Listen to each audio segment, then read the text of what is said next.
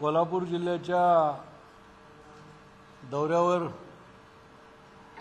आलो असता आपल्याशी संवाद साधत असताना आपण सर्वजण या पत्रकार परिषदेला उपस्थित राहिलात त्याबद्दल मी आपल्या सगळ्याचंच मनापासून आभार व्यक्त करतो।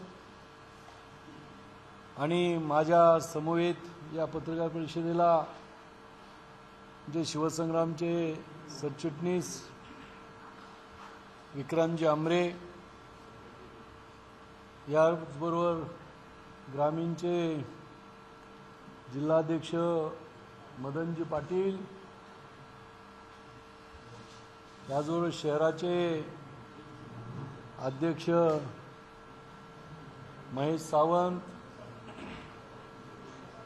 याचबरोबर चारे पाटील, विलासराव सुदीक, विलासराव भोईटे, याचबरोबर जाधव, ते सगळे, मदन जाधव, सत्यजित जाधव, पैलवान मोरे, महाडिक, असे सर्वजण या ठिकाणी उपस्थित आहेत। आज कोल्हापूरला आल्याच्या नंतर सर्वप्रथम मी छत्रपती शाहू महाराज यांच्या समाधीस्थळावर जाऊन अभिवादन केलं आणि कोल्हापूर जिल्ह्यामध्ये आणि शहरामध्ये समाजातील मान्यवर मंडळींशी चर्चा देखील केली। सर्व कोल्हापूरमधील मंडळींचं आणि राज्यामध्ये सर्व मराठा समाजामध्ये चिंतेचं वातावरण पसरलेलं आहे। त्याचं सगळ्यात मोठं कारण अगोदर 9 सप्टेंबर 2020 ला मराठा आरक्षणाला स्थगिती आली, नंतर 5 मे 2021 ला मराठा समाजाचं आरक्षण सर्वोच्च न्यायालयामध्ये रद्द झालं आणि त्या निकालाच्या बद्दल जी सर्वोच्च न्यायालयामध्ये केंद्र सरकारनं 102च्या घटना दुरुस्तीवर रिट पिटिशन दाखल केलं होतं 8 जूनला, त्याची 4 दिवसापूर्वी माननीय घटनापीठाच्या चेंबरमध्ये इन कॅमेरा सुनावणी झाली चेंबरमध्ये आणि काल त्याचा निकाल हा घटनापीठाने दिला आणि रिट पिटिशन जे होतं ती फेटाळण्यात आलं। म्हणजे मराठा समाजाच्या बद्दल जी आरक्षणाच्या संदर्भामध्ये समाज म्हणून प्रयत्न केला जातोय त्या प्रत्येक ठिकाणी अपयश हे मोठ्या प्रमाणामध्ये येत चाललेलं आहे। हे वस्तुस्थिती नाकारता येत नाही। काल 102च्या घटना दुरुस्तीचं जे रिट पिटिशन होतं त्यामध्ये राज्य सरकारला अधिकार आहेत की नाहीत हा प्रामुख्याने मुद्दा होता। तो फेटाळल्या गेल्याच्यामुळं, रिट पिटिशन फेटाळल्यामुळं जो पूर्वीचा 5 तारखेचा निकाल होता की राज्य सरकारला आरक्षण देण्याचे अधिकार यापुढे असणार नाहीत, याच्यावर शिक्कामोर्तब झालं। म्हणून आता या क्षणाला 102च्या बद्दलचा एकच पर्याय आम्हाला दिसतोय, तो म्हणजे आपल्या राज्य सरकारनं, महाराष्ट्र सरकारनं, उद्धव ठाकरे सरकारनं एक तर त्यांनी विधिमंडळामध्ये ठराव करावा किंवा सरकारने मंत्रिमंडळामध्ये ठराव करावा आणि सर्व पक्षांना विरोधी पक्ष नेत्यांसह सर्वांना घेऊन माननीय पंतप्रधान मोदी साहेबांची भेट घेऊन त्यांना विनंती करावी आणि संसदेचं जे अधिवेशन सुरू आहे त्या अधिवेशनामध्ये या 102 ची जी अमेंडमेंट आहे त्याला सुस्पष्टपणाची अमेंडमेंट आणण्याचं काम केंद्र सरकारनं करावं असं राज्य सरकारनं विनंती करावी। राज्य सरकार उद्धव ठाकरे यांचं जर केंद्र सरकार ऐकत नसेल तर माननीय विरोधी पक्ष नेते देवेंद्रजी फडणवीस यांना विनंती करावी सरकारनं, त्यांना सोबत घ्यावं आणि अनेक मंडळीला सोबत घ्यावं आणि अमेंडमेंट करण्यासाठी त्यांनी प्रयत्न करावा। हे जर केलं तर राज्य सरकारचे अधिकार हे निश्चितपणाने राज्याला मिळू शकतील आणि मग राज्याला आरक्षण देण्याचा कायदा करता अधिकार येतील आणि आरक्षण देऊ शकेल अशी वस्तुस्थिती आहे। यामुळं सर्व पक्षांना सोबत घेऊन वेळ न दवडता या सरकारने, उद्धव ठाकरे सरकारने ही ताबडतोब ॲक्शन किंवा हालचाल त्यांनी करावी अशी पहिली आमची विनंती आहे। त्याचबरोबर दुसरी गोष्ट, जर अधिवेशनामध्ये करायचं असेल तर 5 आणि 6 जुलैला 2च दिवसाचं फक्त अधिवेशन आहे। या 2च दिवसामध्ये काही होणार नाही, होऊ शकत नाही। त्यामुळे जो काय कामकाज त्यांनी जाहीर केलेलं आहे विधिमंडळानं हे सरळ सरळ सगळ्यांच्या डोळ्यात धूळ फेकणारं आहे। कोणत्याही गोष्टीवर चर्चा होऊ द्यायची नाही सरकारला असं स्पष्ट या कार्यक्रम पत्रिकेवरून दिसून येतंय। आणि म्हणून पहिला आमचं म्हणणं आहे की मी स्वतः माननीय सभापतीकडे मागणी केलेली होती की कमीत कमी 3 दिवसाच्या करता मराठा समाजाचा विषय घेता येईल एवढे दिवस वाढवण्याचं काम आपण करावं, अधिवेशन तेवढं वाढवावं। आणि आज सुद्धा आपल्यामार्फत सुद्धा आम्ही विनंती करतोय माननीय मुख्यमंत्री, उपमुख्यमंत्री आणि सभापतीने अध्यक्षांना की 2 दिवसाचे अधिवेशन हे अपुरं आहे। महाराष्ट्रातले प्रश्न प्रचंड मोठे आहेत। मराठा आरक्षण आहे, ओबीसी आरक्षण आहे, मागासवर्गीय आरक्षण आहे, मुस्लिम आरक्षण आहे, धनगर समाजाचं आरक्षण आहे, कोरोनाचं आहे, शेतकऱ्याचा विषय आहे, पीक कर्ज आहे, अशा अनेक विषय आहेत। हे 2 दिवसात काही होऊ शकत नाही। म्हणून हा कालावधी वाढवण्याचं काम आपण करावं आणि त्यामध्ये 3 दिवसाचं कामकाज मराठा समाजाच्या आरक्षणाकरता, वेगवेगळे ठराव करण्याकरता, निर्णय घेण्याकरता राखून ठेवावेत। आणि हे जर नाही केलं तर मी पूर्वी जाहीर केल्याप्रमाणे अधिवेशन आम्ही हे 2 दिवसाचं होऊ देणार नाही, चालू देणार नाहीत, हेही या निमित्तानं आपल्याला सांगू इच्छितो। याचबरोबर मी कालही बोललो, परत आजही सकाळी आणि आत्ताही परत रिपीट करतो की मराठा समाजाच्या बद्दल सर्व समाजाच्या आमदार महोदयांनी, सगळ्या पक्षाच्या यांनी एकत्र येण्याचं काम करावं। 4 किंवा 5 तारखेला बैठक घ्यावी आणि सर्वांनी एकत्रित येऊन मराठा समाजाला कसा न्याय देता येईल यासाठी रणनीती ठरवण्याचं काम करावं।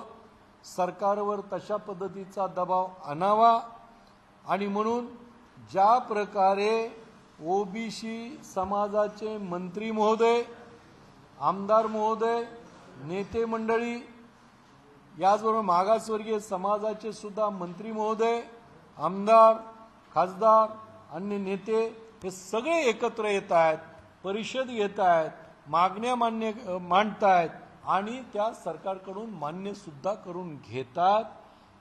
तशा प्रकारचं मराठा समाज का करत नाही हा माझा मराठा समाजाच्या मंत्र्यांना सुद्धा सवाल आहे आणि आमदार खासदारांना सुद्धा सवाल आहे की तुम्हाला जर काही मराठा समाजाचं यत्किंचितही जर बरं वाटत असेल, काही करावं असं वाटत असेल, तर सर्वांनी पक्षाचे जोडे बाजूला ठेवून 4 किंवा 5 तारखेला सर्वांनी एकत्र यावं आणि या संदर्भाचा विधिमंडळामध्ये निर्णय घ्यावा, एकजूट दाखवावी आणि सरकारला निर्णय घेण्यासाठी भाग पाडावं, अशी आमची त्या निमित्तानं विनंती आहे.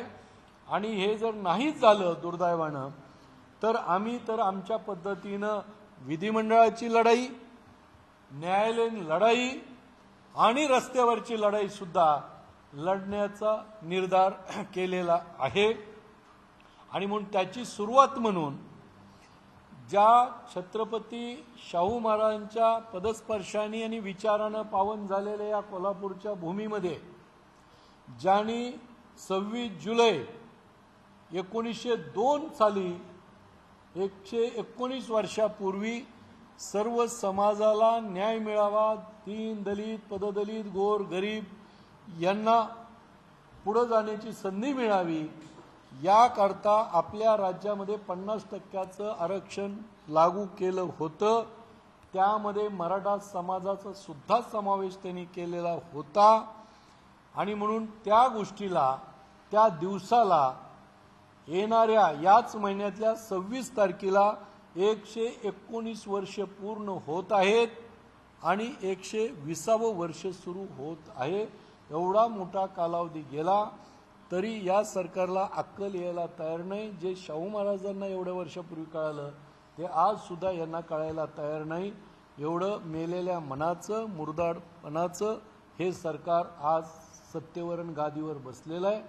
आणि म्हणून शाहू महाराजांच्या विचाराचे पाईक म्हणून शाहू महाराजांच्या विचाराच्या सर्व लोकांना एकत्र करून 26 जुलै 2021 रोजी कोल्हापूर येथे एक अनेक क्षेत्रातल्या मान्यवर मंडळींना एकत्रित करून पुढची दिशा काय असावी याकरता एक कॉन्फरन्स त्या दिवशी घेतली जाईल. आणि कोल्हापूरवरून पूर्वीच्या काळामध्ये जागरण गोंधळ असेल, एल्गार मेळावे असेल, जसे आम्ही इथून सुरू केले होते, जनसंपर्क अभियान सुद्धा कोल्हापूरहूनच आम्ही सुरू केलेलं होतं, तशाच प्रकारचं एक मोठं अभियान या कोल्हापूरवरून 26 जुलै 2021 रोजी या ठिकाणून आम्ही सुरू करत आहोत. मग त्याच्या पुढचे टप्पे हे मोर्चे असू शकतील. जसा बीडमध्ये गेल्या 5 तारखेला आम्ही लॉकडाऊन असताना, कोरोनाचा हाहाकार असताना सुद्धा हजारो लोकांना आम्ही रस्त्यावर आणायचं काम विचारानं केलं, तशाच प्रकारचं प्रत्येक जिल्ह्यामध्ये रस्त्यावर लोक आणायचं काम आम्ही निश्चितपणाने करू. मग रस्ता रोको असेल, मोर्चे असतील, धरणे असतील, उपोषण असतील, मेळावे असतील आणि परिषदा असतील, हे रस्त्यावरचे कार्यक्रम आमचे चालू राहतील. जशी परवा मी मुंबईमध्ये सुद्धा हजारो लोकांची बाईक रॅली घेतली, तेही तशाच पद्धतीचं आम्ही सगळ्या महाराष्ट्रात काम करू, हेही या निमित्तानं मी आपल्याला सांगू इच्छितो. याचबरोबर शेवटचा एक जो मुद्दा आहे, जो मी मगाशी म्हणालेलो होतो की जो गड किल्ले कालच सरकारनं जे महाराष्ट्रामधले जे गड किल्ले आहेत ते जतन आणि संवर्धन करणं याकरता एक सुकाणू समितीची निर्मिती केलेली आहे. ती केली त्याबद्दल मी त्यांचं कौतुक करेल, अभिनंदन करेल. परंतु त्यामध्ये 2 गोष्टी ही आपत्तीजनक आहेत, खेदजनक आहेत. गड आणि किल्ले, त्याचबरोबर दुर्ग आणि दर्गे हे का नाहीत? ते सुद्धा अनेक हजारो वर्षापूर्वीचे सुद्धा दर्गे आहेत, दुर्ग आहेत, भुईकोट किल्ले आहेत, अशा अनेक गोष्टी आहेत. मग मुस्लिम समाजाचे जे काही असतील त्याच्याबद्दलचा दुजा भाव उद्धव ठाकरे सरकार मुद्दाम दाखवतंय का? आणि मग काँग्रेस गप्प, तोंडाला कुलूप लावून काँग्रेस का गप्प बसते? फक्त त्यांना मतं पाहिजेत का? हाही प्रश्न या निमित्तानं विचारल्याशिवाय राहत नाही. हा एक आक्षेपार्ह भाग झाला. दुसरा आक्षेपार्ह भाग की ही जी समिती आहे सुकाणू समिती, ही सुकाणू समिती माननीय मुख्यमंत्री उद्धवजी ठाकरे यांच्या अध्यक्षतेखाली आहे आणि त्यामध्ये जे काही आहेत उपमुख्यमंत्री वगैरे वगैरे सगळे आणि एक 4-5 लोक घेतलेले आहेत. बाकी सगळा अधिकाऱ्याचा भरणा आहे आणि त्याच्यामध्ये सदस्य घेतलेले आहेत, सगळे सदस्य घेतलेले आहेत. पण विशेष निमंत्रित सदस्य हे आपल्या कोल्हापूरचे राज्यसभा सदस्य खासदार संभाजीराजे यांना विशेष आमंत्रित सदस्य म्हणून घेतलेलं आहे. कायमस्वरूपी सदस्य त्याचा अर्थ होतोय असं मला वाटत नाही. मग जे अनेक वर्षापासून सातत्यानं ते बोलतात, आम्ही स्वतः तर अनेक वेळा पत्र लिहिलेले विलासराव देशमुखापासून महामंडळ तयार करावं, सुकाणू समिती वगैरे नाही, गड किल्ले दुर्ग वगैरे याच्यासाठी आणि दर्गे याच्यासाठी महामंडळ तयार करावं अशी मी मागणी केलेली होती. दुर्दैवाने ती नाही, सुकाणू समितीची केली आहे. पण त्याच्यामध्ये यांना हे सुद्धा खासदार संभाजीराजे अनेक दिवसापासून त्याच्यामध्ये काम करण्याचा प्रयत्न करतायत. पण तशा माणसांना सुद्धा विशेष आमंत्रित म्हणून त्यांनी त्याच्यामध्ये समावेश केलेला आहे. हे अत्यंत दुःखजनक आहे, वाईट गोष्ट आहे आणि या कोल्हापूर गादीचा तो अवमान आहे. आणि म्हणून माझं स्पष्टपणे मत आहे की या सरकारचा निषेध यासाठी आपण केला पाहिजे आणि मी त्याचा निषेध करतो आणि त्यांनी चूक सुधारण्याचं काम करावं ही मी त्यांच्याकडे मागणी करतो.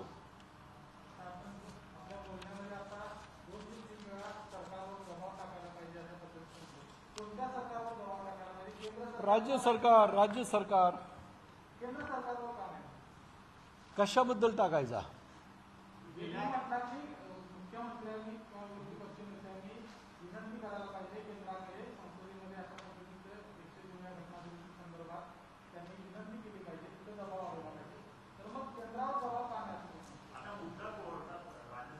एक एक उत्तर देऊ का? एक एक उत्तर देऊ. मुद्दा तुम्ही लक्षात घ्या. मुद्दा काय आहे? 102च्या जी घटना दुरुस्ती होती त्याच्याबद्दलची याचिका केवळ आणि केवळ शिवसंग्रामनं दाखल केली होती, सरकारनं नाही. सरकार बोल घेवडं आहे, नाकर्ते सरकार आहे, ते काहीच करू शकत नाही. मी स्वतः सरकारला बोललो पण त्यांनी केलं नाही. शेवटी नाही मी केलं आणि केंद्र सरकारला आम्ही पार्टी केलं होतं, शिवसंग्रामनं पार्टी केलं होतं. ती 3 वर्ष 2 फेटाळली याचिका 102 आणि मग त्या याचिकेवर 3च दिवसात केंद्र सरकारनं सुप्रीम कोर्टामध्ये रिट पिटिशन दाखल केलं. त्याचं 4 दिवसापूर्वी चेंबरमध्ये हिअरिंग झालं आणि काल त्याचा निकाल दिला. तो काय आहे? राज्य सरकारला अधिकार आहेत की नाहीत? पूर्वी नाही म्हणून 3 वर्ष 2 सांगितलं होतं, त्याच्यावर त्यांनी शिक्कामोर्तब केलं. म्हणजे आता राज्य सरकारला अधिकार नाहीत असं त्यांनी निकाल दिला. मग तो तेवढ्या पुरता अधिकार, आरक्षणाचा आणखी वेगळा मुद्दा आहे, राज्य सरकारच्या अधिकारापुरता मुद्दा आहे. तर पूर्ण आरक्षणाचं त्याच्यामध्ये मध्ये घ्यायचं काही कारण नाही, नंबर 1. आणि तेही महत्वाचा मुद्दा आहे आपल्या दृष्टीनं. पण त्यासाठी सरकारनं तर विनंती केली पाहिजे. मग ती कुणी करायची? ती करण्याच्या अगोदरच आपण त्यांना धोपटायचं का?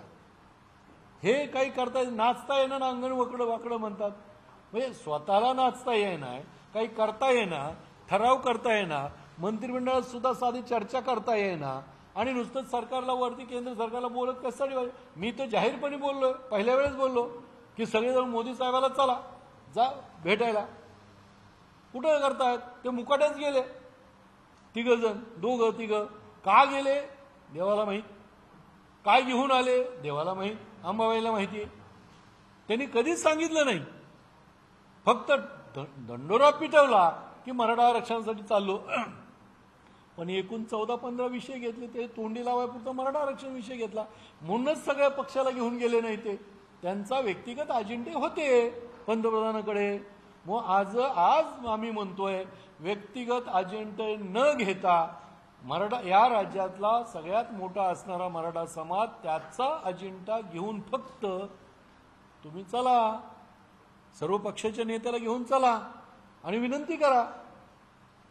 पण कुठं करतात ते?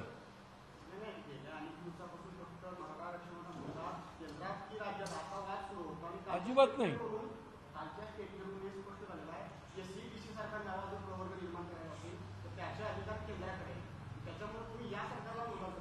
मुळामध्ये असे जे काही बोलतात ते सत्ताधारी पक्षाची लोक बोलतात संभ्रम निर्माण करायचं. माझं आजही चॅलेंज आहे आपल्यामार्फत की जे कोणी म्हणतात ते समोरासमोर शांतपणे त्यांनी बोलावं, एक एक मुद्दे सांगावेत.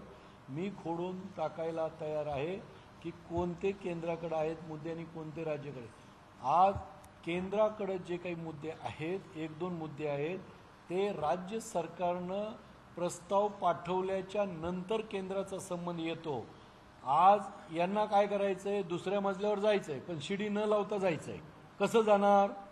म्हणजे तुम्हाला केंद्राकडे जर जायचं असेल तर प्रस्ताव तयार करावा लागेल. आरक्षण मागायचं असेल त्याला प्रस्ताव, हे पत्र घेऊन जातात.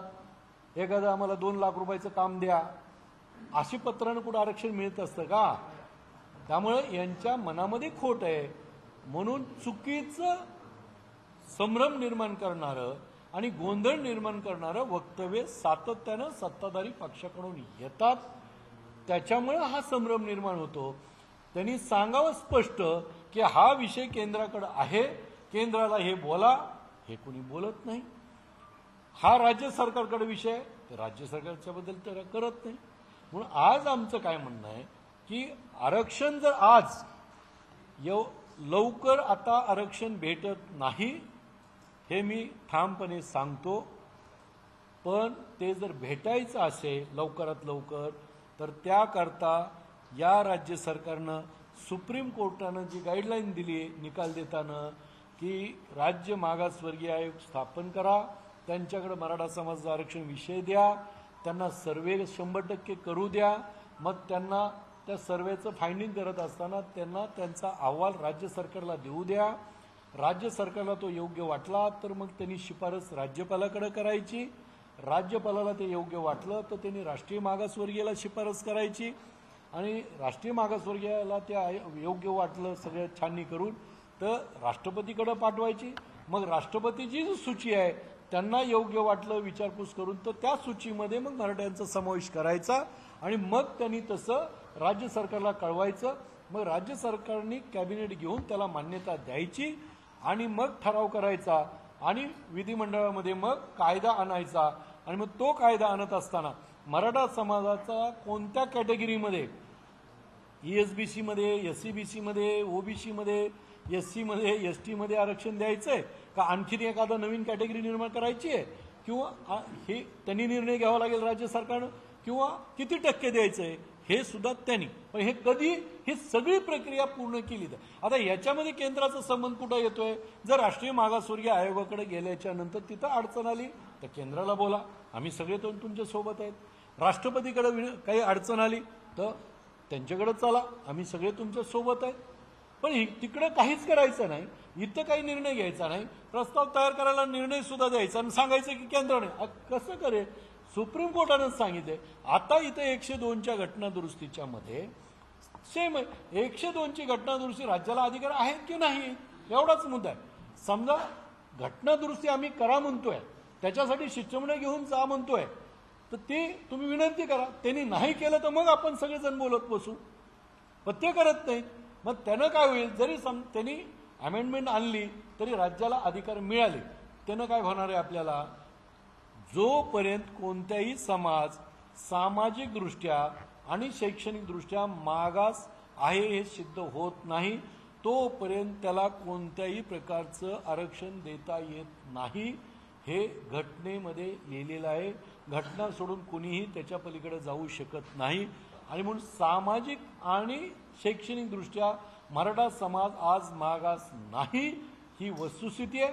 आणि ते जर मागास ठरवायचं असेल तर हा आयोग स्थापन करून त्यांनी सर्वे करणं पहिलं अत्यंत गरजेचं आहे. नेमकं सरकार, राज्य सरकार हे करत नाही. म्हणून त्यामुळं 102ची जरी केंद्रानं अमेंडमेंट केली तरी आपल्याला त्याचा फायदा होत नाही. कुठपर्यंत? जोपर्यंत ह्या गोष्टी होत नाहीत तोपर्यंत. दुसरं अजून एक अशोकराव चव्हाण साहेबांसारखे बुद्धिमान मंत्री काय म्हणतात की 50%च्या वरती. माझं म्हणणं तेही जरी समजा त्यांनी केलं तर त्याचाही उपयोग होत नाही. कारण जोपर्यंत आपण मागास आहोत हे सिद्ध होत नाही तोपर्यंत 50 नाही 100% जरी रिझर्वेशन झालं तरी त्याच्यामध्ये आपण बसत नाही.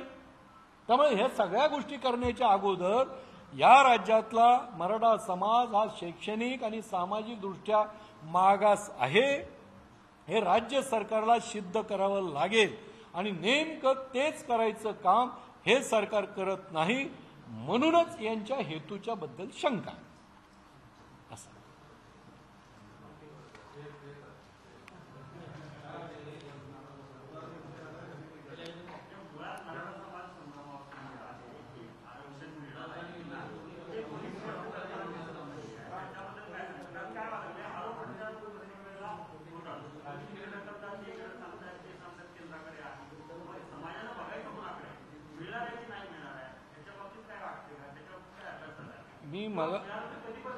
मी मगाशी सांगितलं मराठा समाजाला 100% आरक्षण मिळू शकतं.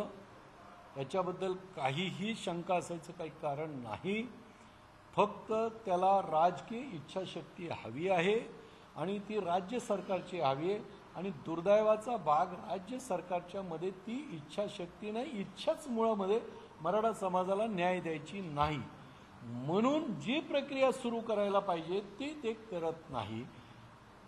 पण जर केली, राज्य सरकारने ही प्रक्रिया सुरू केली तर कमीत कमी 2-2.5 वर्ष तरी निश्चितपणे त्याला लागतील. त्याचं कारण असं की ज्या सुप्रीम कोर्टाच्या गाईडलाईननुसार एक तर 100% समाजाचा सर्वे करावा लागतो किंवा कमीत कमी 50 लाख लोकांचा सर्वे करावा लागतो. आणि मग त्याची आकडेवारी जमा करणं, त्याची माहिती गोळा करणं वगैरे वगैरे सगळ्या गोष्टीला खूप वेळ लागतो. आणि मग ते झाल्याच्या नंतर 6 महिने परत प्रक्रिया तुम्हाला करावी लागेल. म्हणजे 2 ते 3 वर्षाचा कालावधी हा कितीही पाठपुरावा केला तरी निश्चितपणे लागेल. म्हणूनच आमचं सातत्यानं आग्रह आणि आम्ही संघर्ष करायचं जे म्हणतोय ते हेच आहे की लवकरात लवकर तुम्ही ही प्रक्रिया सुरू करा. आणि जोपर्यंत ते आरक्षण कायमस्वरूपीचं मिळत नाही तोपर्यंत मराठा समाजाच्या करता जे राज्य सरकारच्या हातामध्ये आहे ते विषय, त्या सवलती, त्या सोयी यात त्यांनी देणं आवश्यक आहे. जे या राज्यामध्ये ओबीसी बांधवांच्या प्रमाणे ज्या सोयी सवलती आहेत ते द्याव्यात. मग त्या कोणत्या आहेत तर 1 ॲडमिशन आहे, 2 फीसची प्रतिपूर्ती आहे, म्हणजे मेडिकलची फीस आहे, इंजिनिअरिंगची फीस आहे, तुमच्या ॲग्रिकल्चरची फीस आहे, ITIची फीस आहे, डेंटलची फीस आहे, अशा अनेक गोष्टी फीस आहे. ही 100% प्रतिपूर्ती शासनाने केली पाहिजे. त्याचबरोबर दुसरी आहे हॉस्टेलचं आहे, शिष्यवृत्ती आहे, PhD यांच्या फेलोशिप आहेत, वसतिगृह आहेत, अशा अनेक सोयी सवलती आहेत. त्या शासनानं ताबडतोब त्याचा निर्णय घेतला पाहिजे. पण शासन याबद्दल एक चकार शब्द बोलायला तयार नाही. हे आता याचं एकच सेकंड, यामध्ये आता आम्ही हे बोलतोय तर हे न करता फक्त संभ्रम निर्माण करण्याचं काम जे सत्ताधारी पक्ष आहेत ते पक्ष आणि त्यांना फॉर असणारे मंडळी हे संभ्रम निर्माण करण्याचं काम सर्व समाजामध्ये करतात. म्हणून मी अत्यंत सुस्पष्टपणानं या गोष्टी आपल्या समोर मांडतो.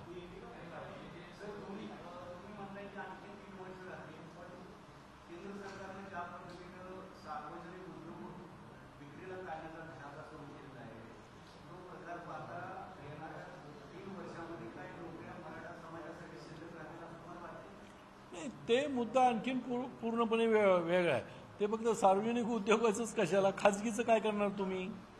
हाही मुद्दे आहेत ना, किंवा जे आहेत त्या तरी जागा कुठं करताय? MPSC आता किती वर्ष झालं जागाच भरीत नाही. ज्यांच्या निवड झाले त्यांना नियुक्त्या देत नाही. आज 5 ते 6 हजार मुलं मुली MPSCची निवड होऊन सगळ्या प्रक्रिया पूर्ण करून फक्त ते नियुक्तीसाठी वंचित आहेत. त्यांना हे सरकार काही न्याय देत नाही. अगोदर अशोक चव्हाणांना आम्ही बोलायचो, मुख्यमंत्र्याला आम्ही बोलायचो, तेव्हा ते म्हणजे आम्हाला सांगितलं तुम्ही कोर्टात जा. आणि आता रद्द झाल्यानंतर अशोक चव्हाण मुख्यमंत्री होतात, आम्ही कोर्टात जातो. मग अगोदर काय गवत उपटत होतं का? तुम्ही काय करत होतात? म्हणजे अगोदर आम्ही म्हणत होतो तुम्ही कोर्टात जातात त्यावर नाही, आणि आता म्हणतात आम्ही कोर्टात जातो. म्हणजे केवळ लबाडी आणि लबाडीचं काम हे करतायत. त्यामुळं या सरकारच्या मनामध्ये 100% खोट आहे. म्हणून हे अशा पद्धतीचा हे आहे. म्हणून आम्हाला नाईलाज असतो हे आंदोलन करावं लागतंय.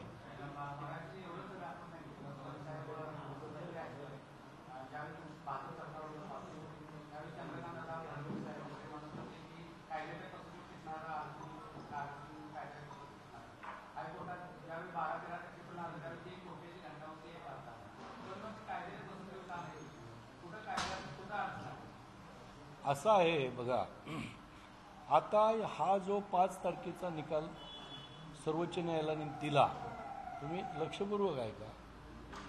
त्या निकालामध्ये 100 गोष्टी तरी अशा आहेत की एकमेकाच्या विरोधात आहे, विरोधाभास आहे.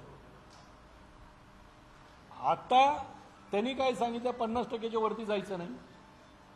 मग आज आपल्या महाराष्ट्रात 52% आरक्षण आहे, तामिळनाडूमध्ये 69, बरोबर, अनेक ठिकाणी वाढलेलं आहे आरक्षण. मग ते कसं चाललं?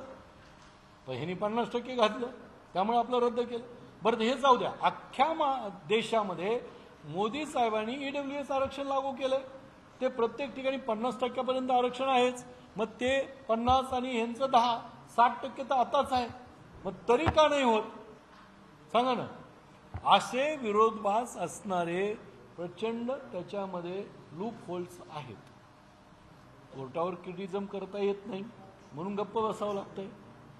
नाही तर अनेक, सगळ्यात महत्त्वाचं याच्यामध्ये जी इंदिरा साहनी केस आहे आणि त्याचा जे निकाल आहे त्याच्यामध्ये खरा बदल होण्याच्या दृष्टीनं सुप्रीम कोर्टामध्ये जाणं जास्त गरजेचं आहे.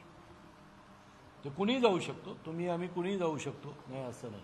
खूप मोठ्या विसंगती आहेत आणि त्याचा अडथळा फक्त मराठा समाजालाच नाही तर अनेक समाजाला मोठ्या प्रमाणात होतोय, ही वस्तुस्थिती आहे. यामुळं कायदा पूर्वीच्या काळामध्ये जरी चांगला केला असेल आणि फक्त त्यात काय भाजप होते का?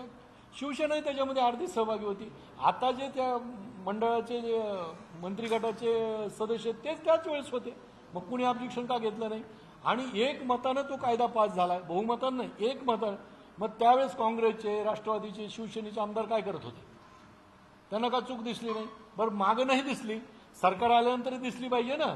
मग चुकीचा कायदा होता तर मग चुकीच्या कायद्यासाठी एवढे करोड रुपये कशाला घालवले? वेळ का घालवला? का घालवलं सगळं? कशासाठी गप्प बसले? याचं काही उत्तर आहे? अनेक लोक सोयीची उत्तरं देण्यामध्ये माहीर असतात आणि लोकांमध्ये संभ्रम मनामध्ये निर्माण करतात. असं बघा की कुणी अशा मोठ्या समाजाला कुणी मनातून फसवायचा विचार कोणतंही सरकार असो असं करत नाही.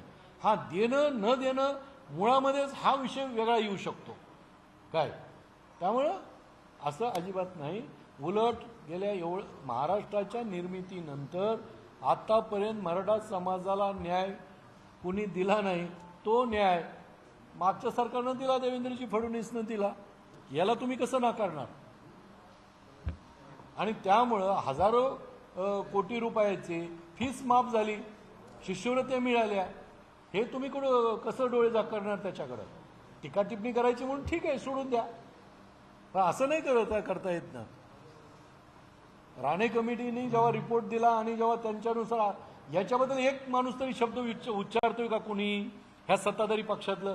जेव्हा राणे कमिटीच्या अहवालावर 2014 मध्ये लोकसभेला जेव्हा सपाटून मार खालान तोंड घशी पडलं काँग्रेस आणि राष्ट्रवादी, तेव्हा घाईघाईनं लोकसभेच्या नंतर राणे कमिटीच्या नंतर ESBCचं आरक्षण 16% मराठ्याला 5% मुस्लिमाला दिलं. तेव्हा राज्य मागासवर्गीयचं त्याला शिफारस पण नव्हती. एकटा विनायक मेटे शिवसंग्राम एकटी होती की त्यांनी विरोध केलेला. त्यावेळेस खूप आमचं भांडणं झाले, पेपरला होतं, टीव्हीला सुद्धा आहे, तुम्ही मागचं रेकॉर्ड जर काढलं तर. एकटा मी भांडत होतो की हे तुम्ही चुकीचं करायला लागलात. पण तेव्हा त्यांना निवडणुका जिंकायची होत्या. ही चूक आहे. जी मागच्या सरकारची देवेंद्रजीची चूक नाही, चूक ती ही होती पृथ्वीराज चव्हाणांची, अजितदादा पवारांची, चुकीचं आरक्षण देण्याची. त्याच्याबद्दल कोणी अवाक्षर बोलत नाही, तोंडाला कुलप लावून बसतात. जे संभ्रम जे निर्माण करायचं ना, माझ्याकडे 35 वर्षाचा इतिहास आहे. कोण कोण काय काय केले ते सगळ्याचे अंडी पिली सगळे माहिती आहे आम्हाला. या प्रश्नाबद्दल, बाकीच्याबद्दल नाही मी बोलत. विकासाचा ध्यास म्हणजे